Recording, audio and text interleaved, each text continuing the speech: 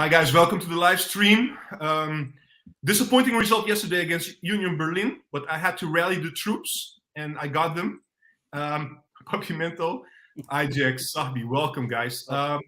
Today is all about Julian Ward. He's been linked with Ajax a few weeks back, but today we have a special guest. He will be joining the live stream a little bit later.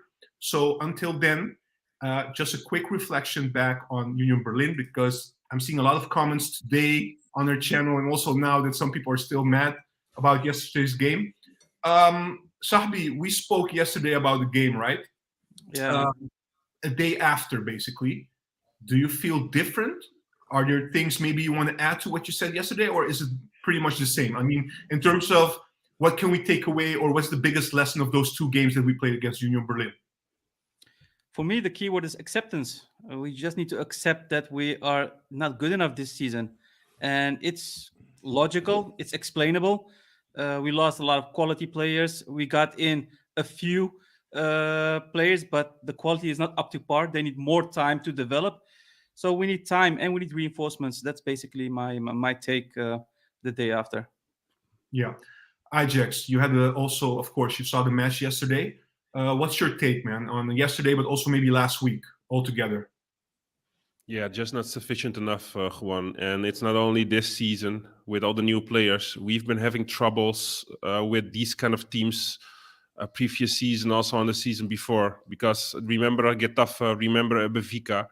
It's those teams that do not want to play football, that rely on their tight defense and play counter-attack football and are good with set pieces. These teams are hard for Ajax to cope with. So it's no difference than when we had better teams in the previous seasons, because we got eliminated in the same kind of way then. But we were quite unlucky yesterday. Was it a penalty? I don't know. You could have given it. You could have not given it. It's up to the referee, because I think Bessie didn't have a lot of room to move his arm because he was jumping up. So it's a natural place to hold your arm. And also with the goalkeeper mistake, you cannot recover from this if you're not clicking. So, yeah, it's just not sufficient enough. And we should try to learn how to cope with these kind of teams. Yeah. How much is it? Because I'm hearing two things coming up a lot lately from Sahbi yesterday, also from you now. So there is an aspect which is the quality of the squad, and there's another aspect which is luck, especially yesterday. So how much is it if you combine both games, so not only yesterday, how much is it luck? How much is it quality that we lost? Yeah. But it's not luck.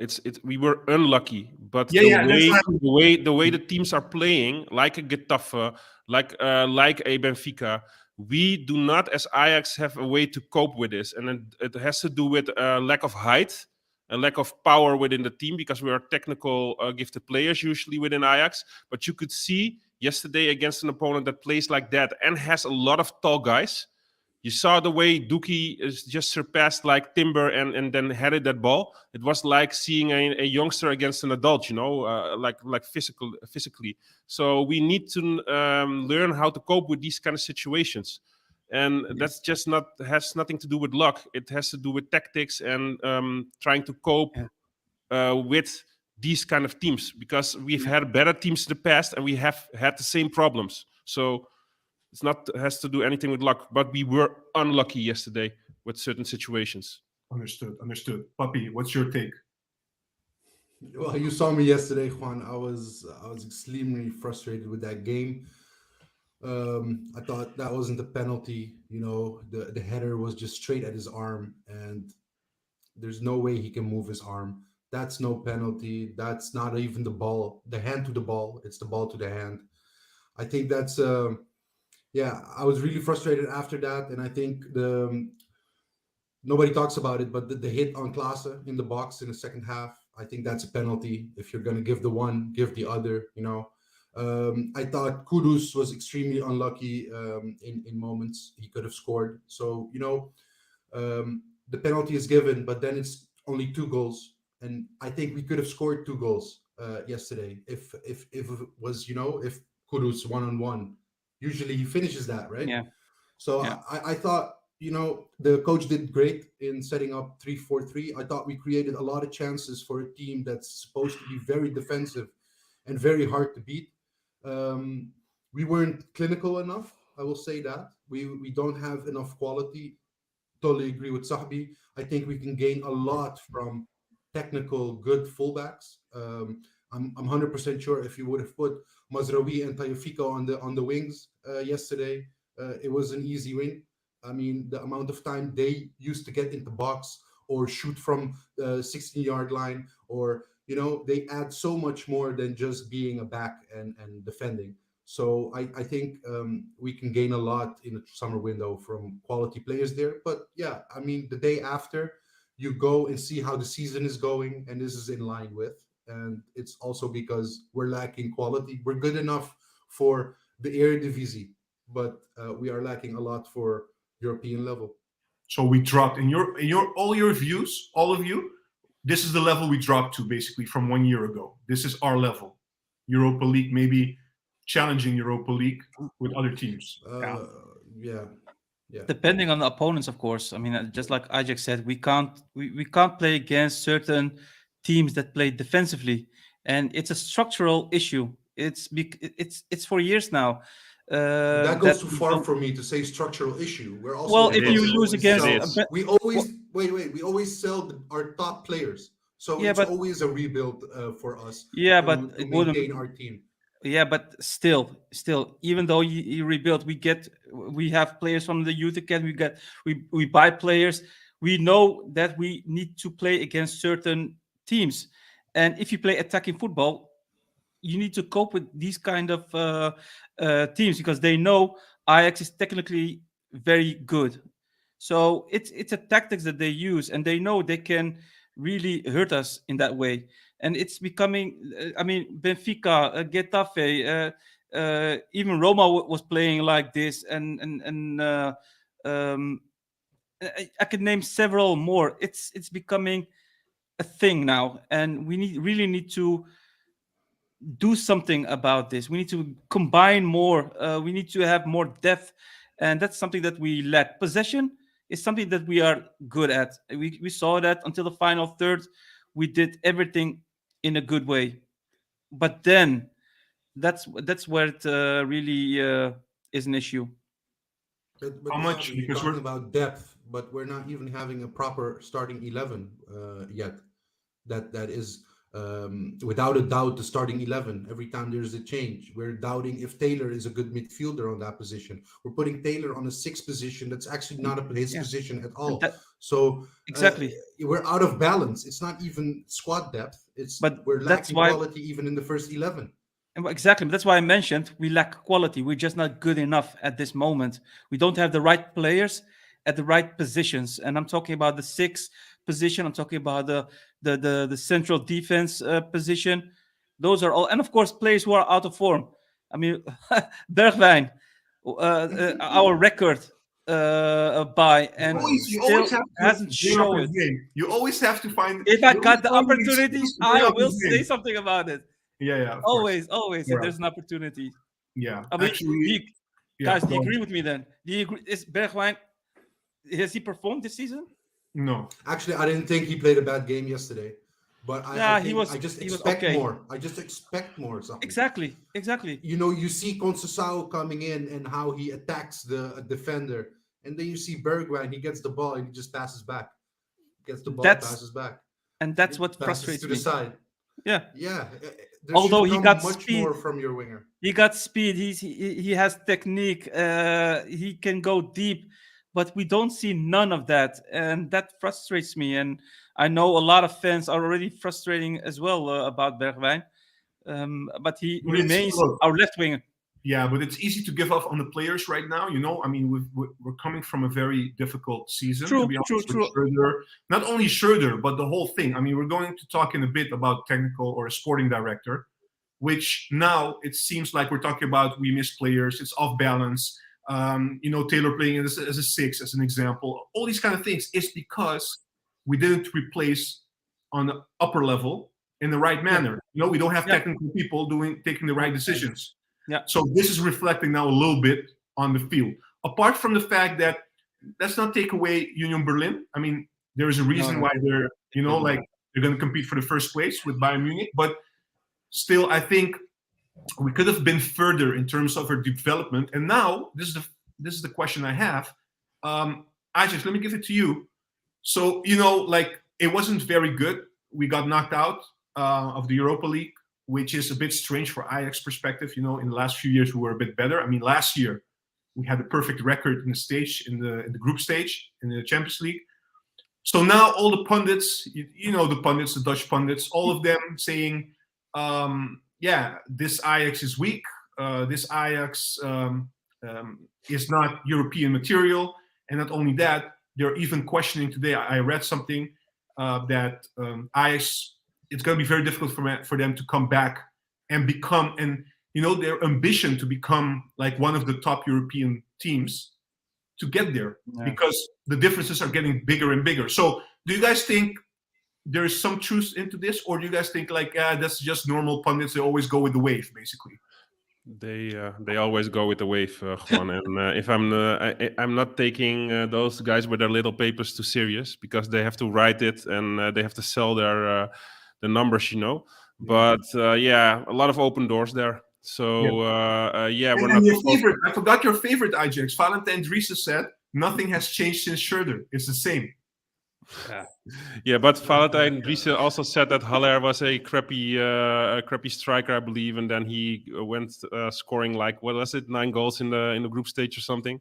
So you do not have to take him too serious. But it's a lot of open doors there.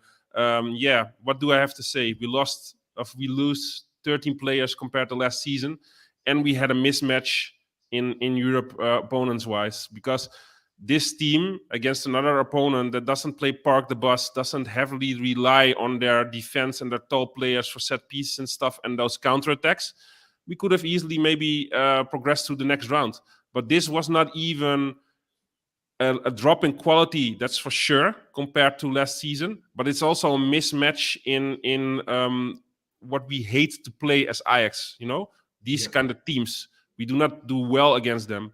They can write anything they want, but maybe it's a blessing in disguise, that we only have to focus now on the cup and on the competition. And let Feyenoord, they probably think they are going to win another Champions League if they progress 2 more rounds. But like if they win the Champions League like last season with the Europa League Conference League final. But let them focus on those European matches, and they will definitely drop points, because, like I said a lot of times earlier in previous talks, the level of the Dutch teams this season is crap. And in the end, and they can write it in their little papers, in the end we will be champions, because we still have the best team and the most valuable players in the team. And I'm confident that we will be on top at the end of the season, because the level is pathetic this season in the Eredivisie, including Ajax. So basically, we have to win it. No, it's really pathetic. So I do not take them too serious. And we got eliminated in Europe, but what do you want to do about it? It is what it is.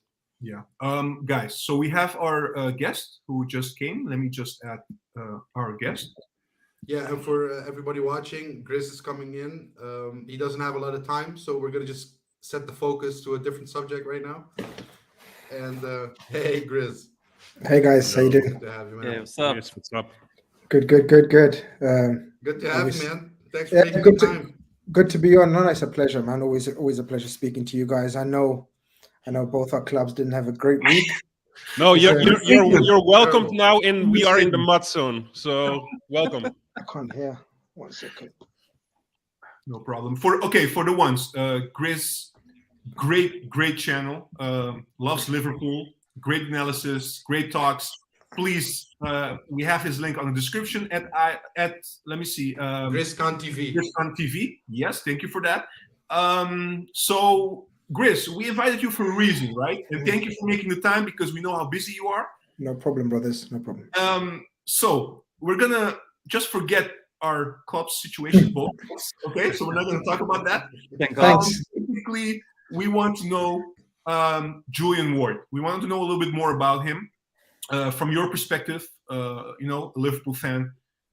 Did you pick up also the news? The rumors about Julian Ward, maybe Ajax. What's your opinion on that? And there will be some questions from the others also regarding Julian Ward. So just a brief, in your view, like, what's your opinion about that? Yeah, it's I'm not gonna lie, it came as a bit of a surprise to Liverpool fans that he got his dream job after being at the club since 2012, I believe. Yeah. 2012 at Liverpool, he finally gets his dream job, or the highest profile job that he's had at any club, and then he decides to leave after 6 months into it. Obviously, at the end of the season, but he gives notice. So it was a surprise. He was following in the footsteps of an absolute legendary sporting director, Michael Edwards. Now, many people may not have heard of him, but he was the guy, how you say it, the brains behind the whole operation. Like, this guy was a genius by all accounts. People call him the genius. And Julian Ward was his best friend. Apparently, they're very close friends, and they so happen to work together at the same time. So imagine you guys are best friends and you're working together at the same time. Wow, dream, right? So this is the situation with Julian Ward and Michael Edwards. So he stepped into Michael Edwards' shoes, which was supposed to be very smooth. Michael Edwards left for personal reasons, for family reasons. He just wanted a break from football. He's been working at the highest level for 20 years or so. So he just wanted a break. There was no motive or sinister other clubs going for him or anything like that. So, I mean, Julian Ward steps into his shoes and makes a fairly good start. Like, he had some crazy decisions to make even in his first few months, like the Mohamed Salah contract. This is the guy that negotiated that. Luis Diaz, he had to sort out Fabio Carvalho and Calvin Ramsey. So everyone thought he was doing a decent job, but then the bombshell that he's going to leave at the end of the season, I definitely think it caught Liverpool by surprise, because we still haven't found a replacement. So, a strange one, interesting one, but and then you hear the links to Ajax, and it kind of makes sense, as we're probably going to get into. All right, I have a lot of questions, but I'm gonna give it also to the others. Maybe one of you guys want to ask Grizz any questions, and also for the ones on the chat, please ask your questions. I will give it to Grizz as well. You talked about the bombshell that he dropped, Grizz, and I totally understand. Is there any more information behind that bombshell? Why? Or is it just speculation from your side also? Yeah, look, at a club like Liverpool, you guys will know, Ajax as well, big clubs, whenever something like this happens, the rumors start swirling. Why? How? When? What caused it? Everybody wants to get to the reason. Look, okay, I'm going to tell you the speculation and the murmurings. How true they are, nobody can really say for certain. Nobody can really say for fact. So, Michael Edwards... Just before you continue, so actually the board is happy with him. The fans are happy with Ward. This was totally his decision. This was totally his decision. Okay. This is what the public has been told, but this is where I'm going to get into the sort of the murmurings behind the scenes. Yeah. So I'm sorry, it's a bit of a long answer. Bear with me. Go ahead. No worries. So basically, we Liverpool, like FSG, changed the whole structure of the club in 2012 when we went totally towards a data and analytical way of looking at things from the top to bottom, especially ins and outs, right? And we stole some great guys from Man City at the time. So Man City, we stole like Barry Hunter, Dave Fallows. Julian Ward was one of the guys that came with that team. And these guys were all behind the scenes. You're nerds, like this. They're the computer scientists. They're the ones that find your next stars in every way, shape, or form. So Julian Ward was part of that four. No, but not many people remember that or know that. So they came from Man City, and he's been working at our club behind the scenes. He's got a brilliant record with. He's been working with the Portuguese FA. He had South American connections. He speaks all the languages. So this guy he's got a degree in sports science. So even though he was an average player, now it's suggested that sort of philosophy from FSG and with Jurgen Klopp and Pep Linders, who you guys will know very well, it's been suggested or muted that they're going away from that slightly. It's been suggested that the influence of Julian Ward was becoming less. And you got to remember, these guys, very strong-minded guys, you know, they put the effort in, and if they're going to put all this effort in and they work hard behind the scenes, if they're not going to be listened to at all times and that the decisions are not going to be final, you can imagine them being put off by the job. So these are the rumors that we're drifting away from the whole Moneyball, data analytics. We're still going to use it, but we're not going to be so involved in data analytics. So and the data, this is what these guys specialize in. You got to remember. So Yeah. if they're not going to if they're not going to be able to do their job properly, then they're going to be put off. Yeah, I mean, it makes, if you think about it, it makes sense. So you're saying that basically the data, the analytical part, was leading in scouting players before. It was the king. It was all of our signings. You guys will know. All of our signings were not great names in the world of football. We made them great. Sadio Mane, Gino Ronaldo, Mohamed Salah, Andrew Robertson. All of these guys became great at Liverpool. We didn't buy ready-made guys that everyone knows. Like if me and you, us guys, we think of players now, okay, let's go and pick Vinicius Jr. He's great. Everyone knows he's great. Let's go and pick, I don't know, Kvaratskhelia from Napoli. We know he's great. What Liverpool's analytical data team under Michael Edwards especially, find the next star. And Julian Ward was the right-hand man of Michael Edwards. So he was this is where I'm saying it kind of ties in, makes sense for Ajax to look for someone like this, because you guys have got a rich history of finding the next stars. And this guy was brilliant at it, especially from South America and Iberian, like Portugal, Spain, these areas. He's fantastic at that. So there's a lot of rumors that we're going away from that now because we've fallen so behind. We're looking for investment, possible new ownership, and we're looking for a different working model. And you know, he probably, or maybe speculation, saw this coming, sensed it, and thought, my job is not going to be what I want. My job satisfaction won't be here. That's the story. So it was a polite way of saying, basically, he was polite being and saying, I want to take some time off, basically. Yeah. I mean, look, there's rumors. Again, no, not rumors. I was speaking to a very good Liverpool journalist only last week, and he's surprised at the Ajax links. And this journalist, I can't name him, he's surprised because he's very close to Julian Ward. They know each other personally. He's surprised at the Ajax. He's surprised if Ajax actually get him, because as far as he was concerned, there's a clause in his contract that he can't work for a year for another club. But now the confusion is... Apparently that's only for PL clubs, right? Right. So the confusion is that it's only for Premier League clubs. And so therefore he can work for a European club. That is the good thing. Was this vetted by the journalist also? This was 100%. He confirmed this. He said he's not sure. He's definitely a clause in his contract for a Premier League club, but he's not sure if it's binding for European clubs, which Ajax will 100% know if they've made an inquiry. Yeah, exactly. They will have done their homework. Yeah. Sahbi, I think you want to ask something. I think you have a question, because I also have a question for Grizz coming from the live chat. So go ahead first. That's fine. No, I was more interested in his capacity on bringing in players.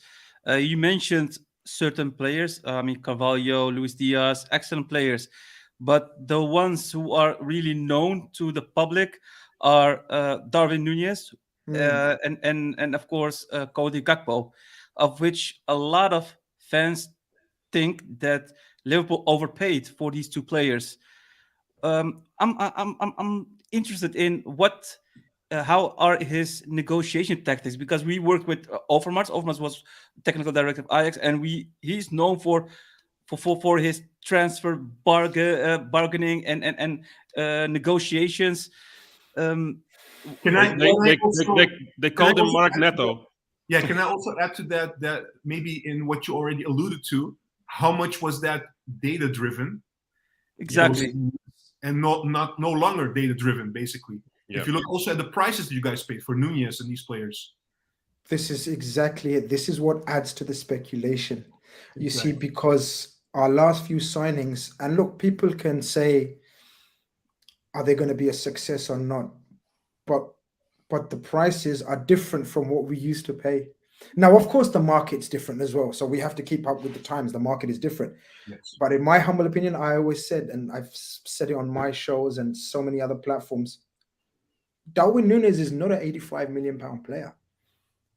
No one can tell you Darwin Nunez is an 85 million pound player.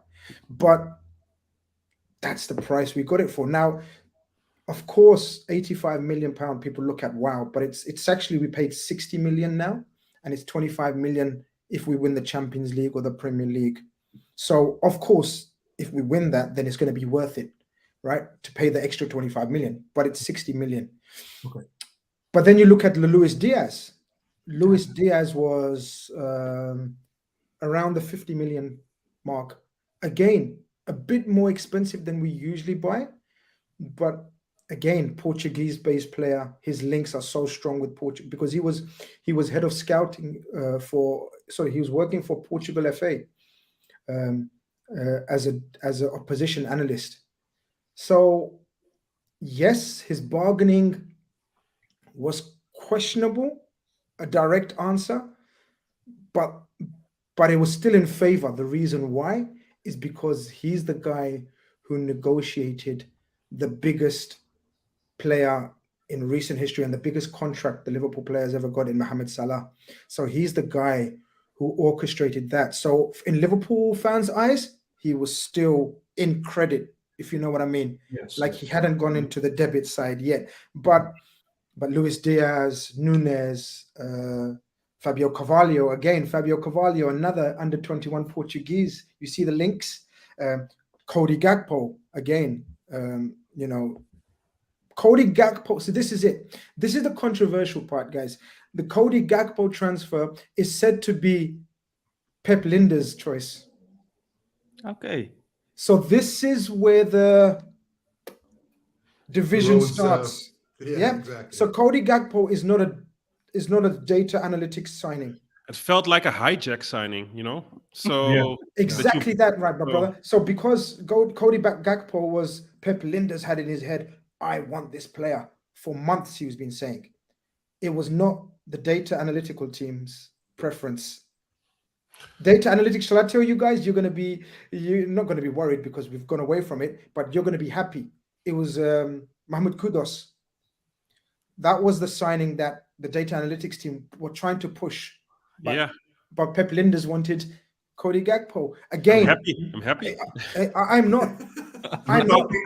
We're talking about last January. We're talking about last January.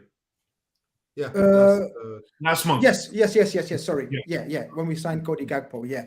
So this is it. So it not pissed him off, but he thought, the influence is being less and less and less and less. Even the contract situations, guys, you probably don't know, but Henderson, Milner, all these guys, these guys didn't want them to. They didn't want them to be given long contracts. Yeah. The data analytics team said they're finished. They've been proved right, but these guys didn't. But the owners and club didn't listen.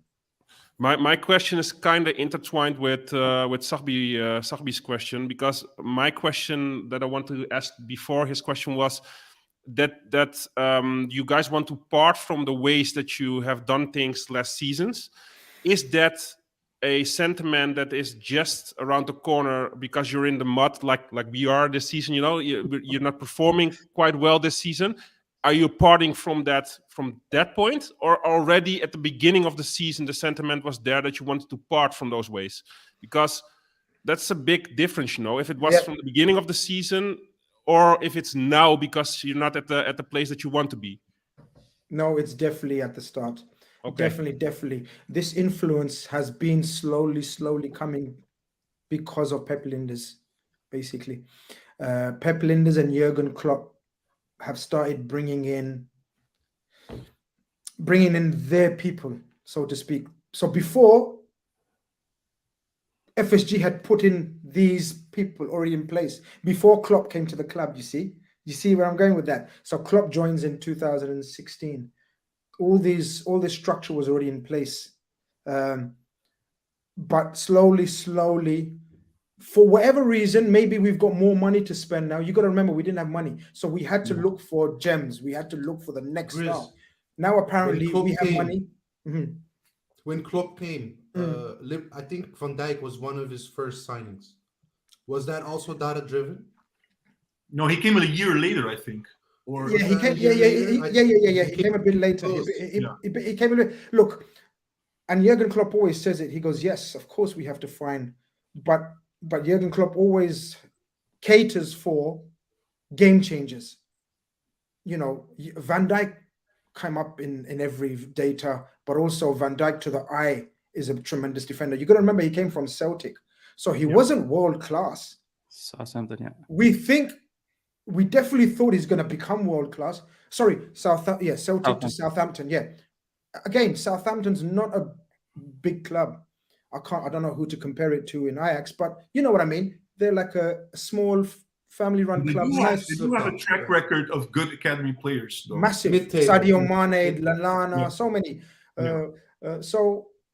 So he wasn't a data per se, but the data definitely agreed with his potential as well.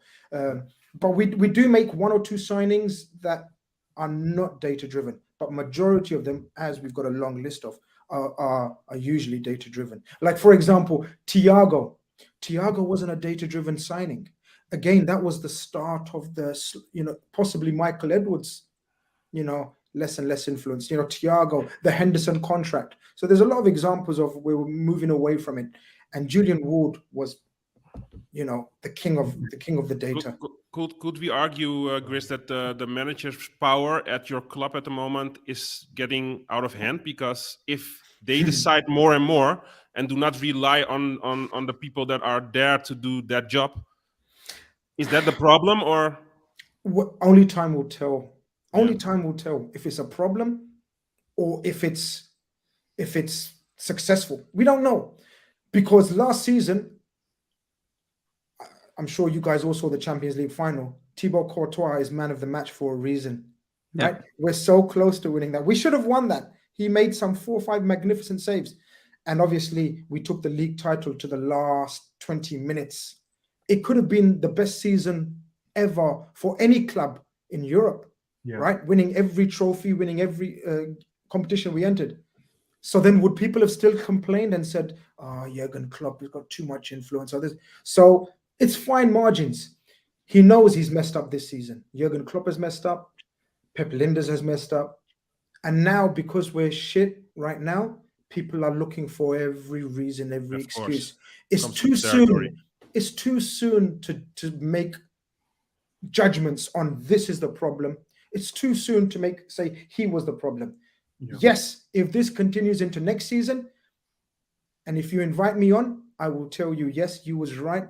Jurgen Klopp's problem. Jurgen Klopp was fault. But at the moment, I'm not one of these guys that just jumps to conclusions. No. That's the reason. That's the reason. But he 100% has more power. 100% has more power.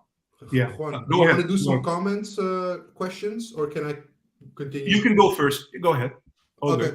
I just wanted to say, Grizz, for me, it's more about what can Julian Ward bring to Ajax. I mean, we dipped in a different pool, a different budget.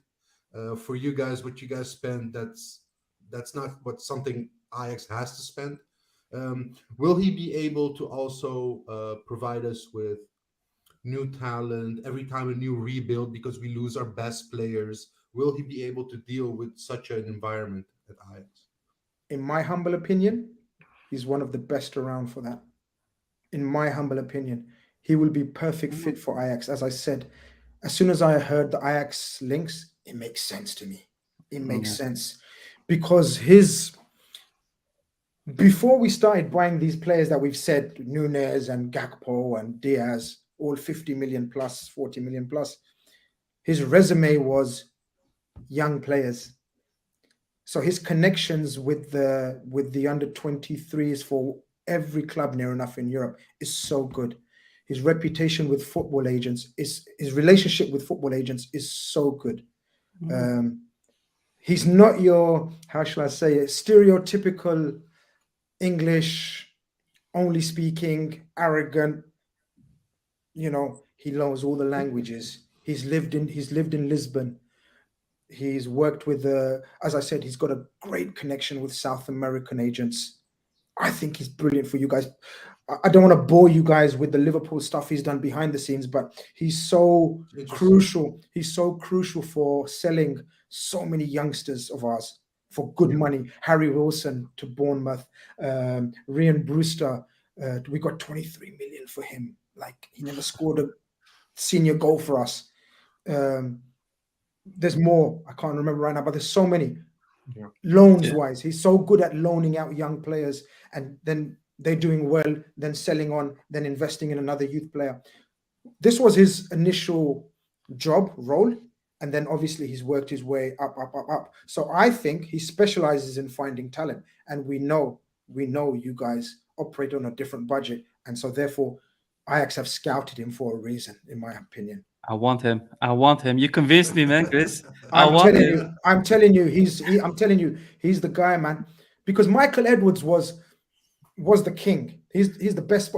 Michael Edwards needs to be sort of in the Hall of Fame.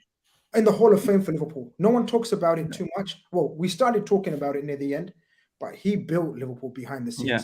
And this guy is his right hand. Training, learning, training. And that's why Liverpool Football Club, our owners are not dumb. They are billionaires for a reason. They bought 300 million Liverpool, and now it's worth 3 billion. So they know what they're doing. So when they put Julian Ward in Michael Edwards' position, they knew what they were doing. But unlucky for us, I think it's a loss, massive loss for Liverpool. Whoever gets him will be a massive gain. Yeah, he's still young. I want him. I have some questions for you, Grizz. I think Papi already covered one of the questions that was on the live chat, so that's fine, about his qualities. I think you alluded to that already. I have two questions. First of all, I want to go a little bit back, because you spoke about the history, how he started, Julian Ward, basically. Would you say that if we go to Michael Edwards, was he the main thinker behind basically getting those Manchester City colleagues and putting up like a data-driven scouting department? It's difficult to say if he was the main man. Like, Michael Edwards was the main man. We have another guy who's left the club as well. See, you're going to remember, Ajax fans won't know the backstory. So I'm going to give you another backstory. So Julian Ward's boss, or Julian Ward's guru, you can say, and Michael Edwards' guru. Like, the man at the top of the pyramid was a guy called Ian Graham. And he's the professor, we call him. He's the scientist, we call him. He's left as well. He's leaving at the end of the season. So this whole team, this whole network have left within 12 months. You guys already know. I don't need to tell you. When a group of guys that have been so close to each other, that are friends outside of their jobs, when they all leave at the same time, it's one reason. It's not, they all don't want a family break at the same time, right? So, Grizz, are those other two also free agents now? Can we make a package deal, or what's the deal? There's actually very strong rumors that they are being headhunted by the Newcastle owners. So this is the story going to come out. Let's see if it comes out. They are being headhunted. And Julian cannot join them because of the PL clause. Yeah. Julian can't join Lucky him. for So us. this is it. Lucky for you guys. But again, it will be a brilliant job for Julian Ward. It's something that will definitely appeal to him, in my opinion. Cool. All right. One more question from my side. I want to go a little bit to when Klopp was appointed, right? And what I want to ask is basically, so how much influence does the coach has also in, because we alluded to that a little bit, but how much influence did he has in the Edwards era? And maybe because of the successes of Klopp, do you feel like that has changed? The power has changed, shifted a little bit towards, Klopp, and you said Landers as well, having more influence in which players they want to bring in. Yeah, look at the start. And Klopp's always, look, to be fair to Klopp, he's always talked about being a collective effort. He always says we work together, me. He always used to call them by first names, Michael, Barry, Ian. He always spoke to them with first name terms. You don't really hear that at other clubs. Like other clubs, you only know the assistant coach and the coach. And maybe the sporting director, like a Michael Zorg or a Paul Mitchell at Monaco, some famous ones, but mostly you don't. He used to reference them all the time.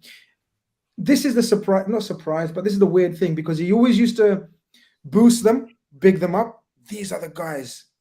These are the guys that do the work behind the scenes. Me, I'm just a football coach.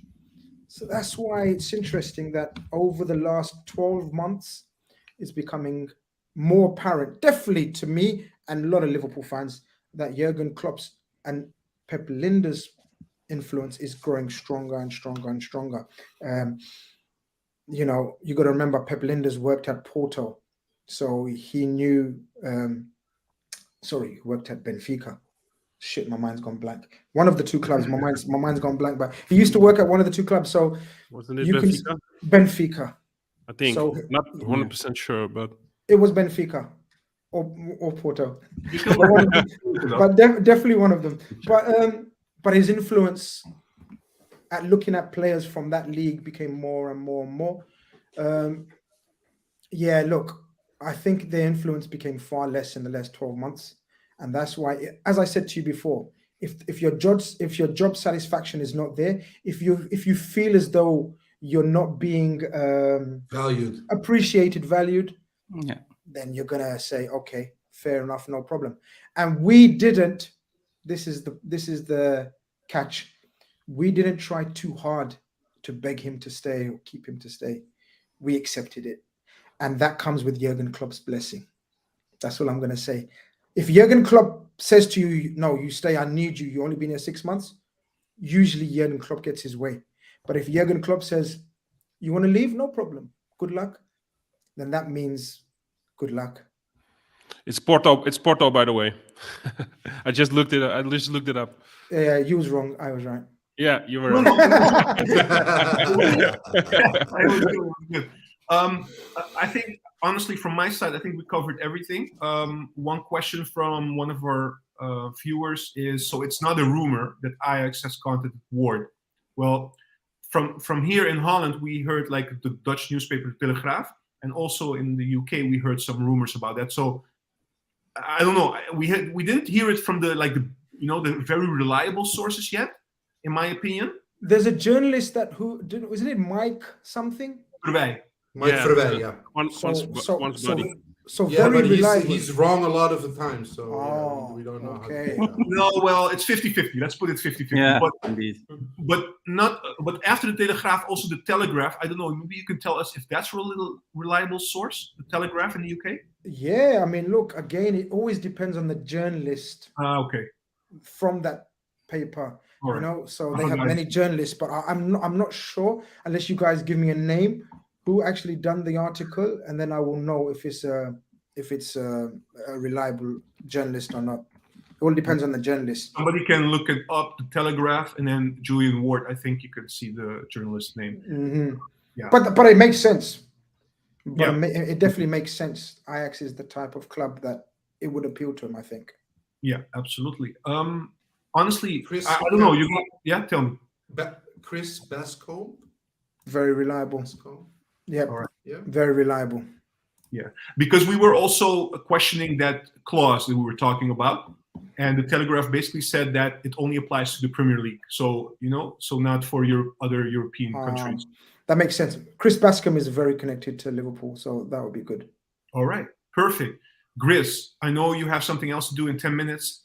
I mean, I cannot thank you enough. No, man, you don't need to thank me, man. Honestly, I always want to have you, Grizz. Hope to have you back soon. And who knows, if you guys go for Kudus and he ends up at Liverpool, you guys can always reach out. Man, I'd love that. I mean, I'm gonna find out if we're still interested in him in the summer, because we're gonna be looking for 3-4 players. So I know we were so interested in him, but lucky for you guys. Lucky for us. Yeah, we went towards Cody Gakpo. But I just wanted to get your opinion on Cody Gakpo very quickly, guys, because obviously you guys saw him much more than us.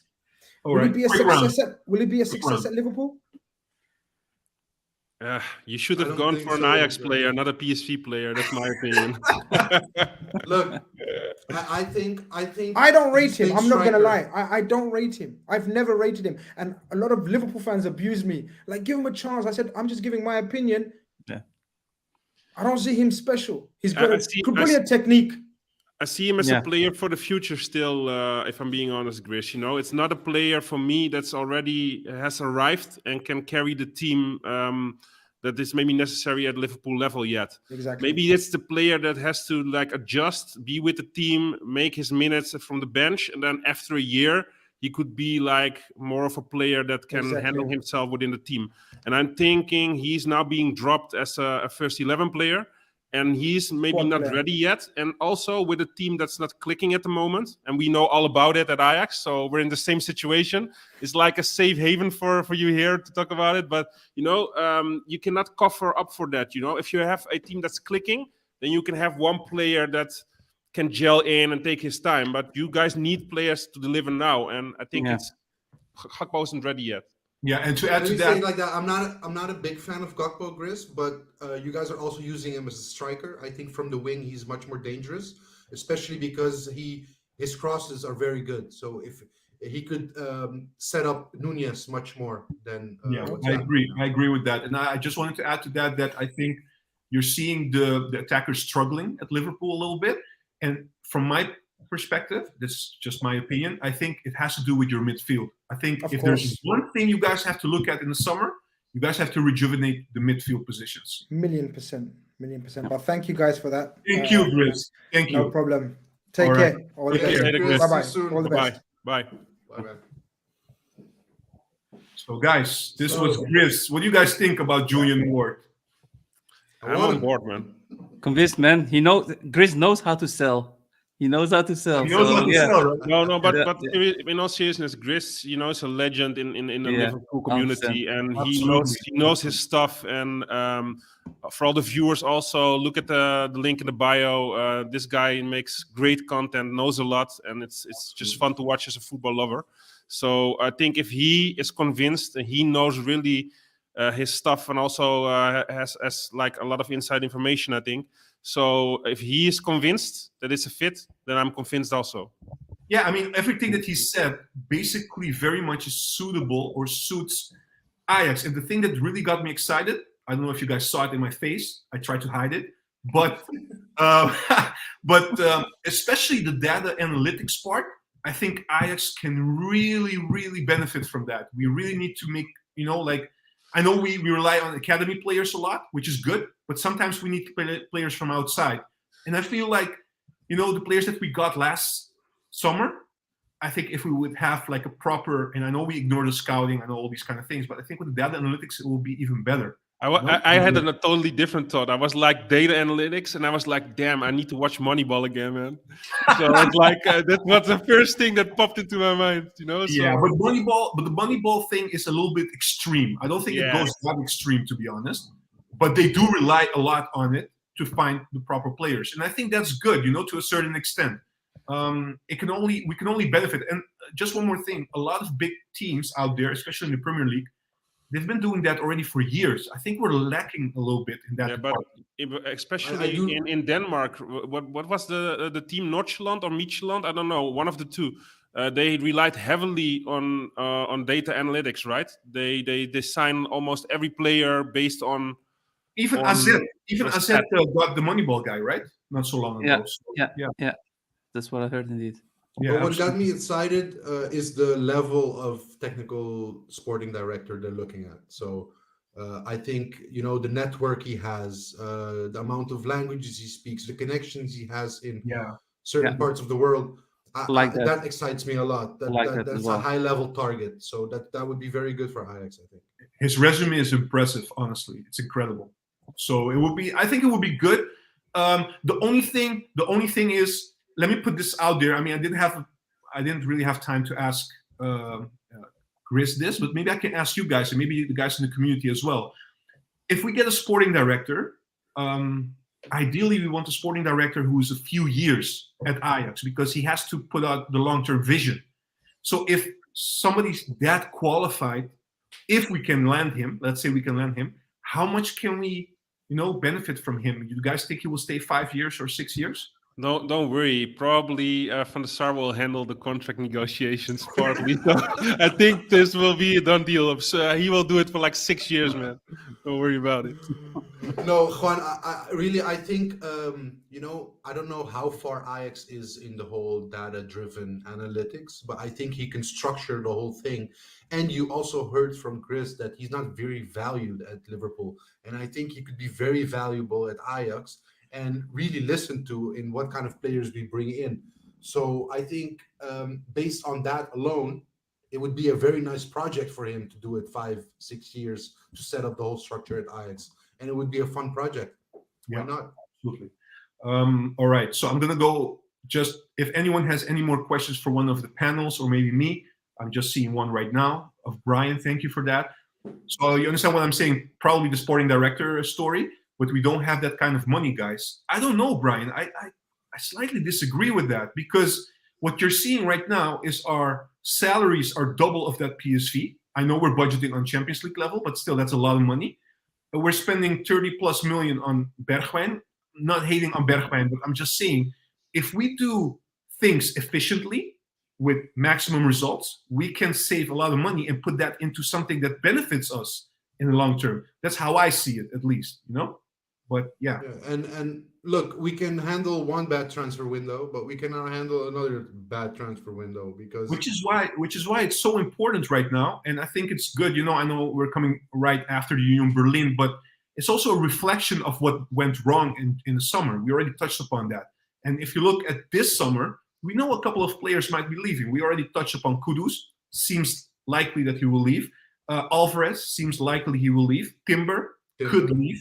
So these are already a couple of important, players who have been pretty decent this season.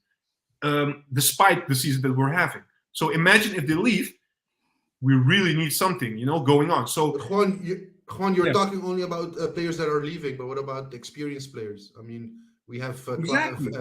Tadic. How long can he still play and be our captain? We have Klaassen, it's also getting older. So those also have to be replaced in the end, and those are important players for our team. Yeah, but I think there's a difference because I wouldn't say Tadic and Klaas are the same, even though they're the same, like they're old and 30 plus now. But Klaas, for me, I know he's an Ajax and everything like that. And honestly, recently he's been playing pretty well, in my opinion. But he's not like a starter, a regular starter. And for players like that, 30 years old, who are not a regular starter, I'm not a fan of that, to be honest. I think like if you have experienced players, they have to play, and they have to play for a reason. Yeah. And if not, you have to give a chance to other players, to younger players, to develop. I can see But that. that's maybe very extreme what I'm saying, but that's my view. No, Very totally agree. extreme. Yeah. Very extreme one. Yeah. But Klaassen was good. You're not going to hear that a lot, but Klaassen was good. Not from you, no. Not from you. No. Not from you, indeed. I was quite No, surprised not that for me. he substituted him that early because Yeah, I me thought too. Taylor was much poorer than Klaassen was playing yesterday. I think he was quite good, so it was a shock for Actually- me that he substituted him. To be honest, I just now that you're talking about Taylor, yesterday with the tactics, I just wanted to add, like, was I the only one that found it weird that he didn't leave Taylor like at the left back position? I know he went to 3-4-3, but why not keep it 4-3-3 and then let Taylor get the whole left zone for him? Because there was so much space on the sides, and now it was only in the middle. I don't know. that was also an option that Eyejax could have done. I honestly feel I have to give it to Eyejax. We didn't even talk about him enough, but I have to credit him basically, and I agree with what Sahbi said yesterday. I mean, genius went a bit too far, in my opinion, but I know what Genius, he meant. bro, genius. Yeah, no, but I think he really showed what it is to be like an Ajax, like thinking offensively, trying to cope.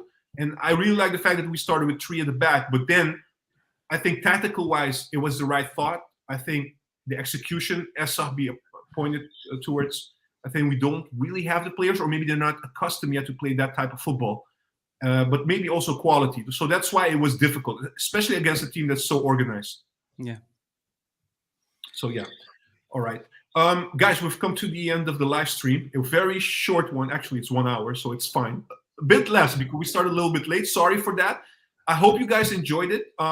It was very, very tricky to get Grizz on the show. So I'm very happy. We're very happy that he could make it. Please go to his channel. Yeah. If you fancy Liverpool, if you fancy Premier League, he has great analysis, great talks. And yeah, just give it a shot. And thank you again. We'll see you guys with the game talk on Sunday. Everything on the league, guys. We have to become champions. And we'll be back next week. We have a cup game, so we'll be back on Friday again with a live stream. Thank you so much. Bye, guys. Bye. See you guys.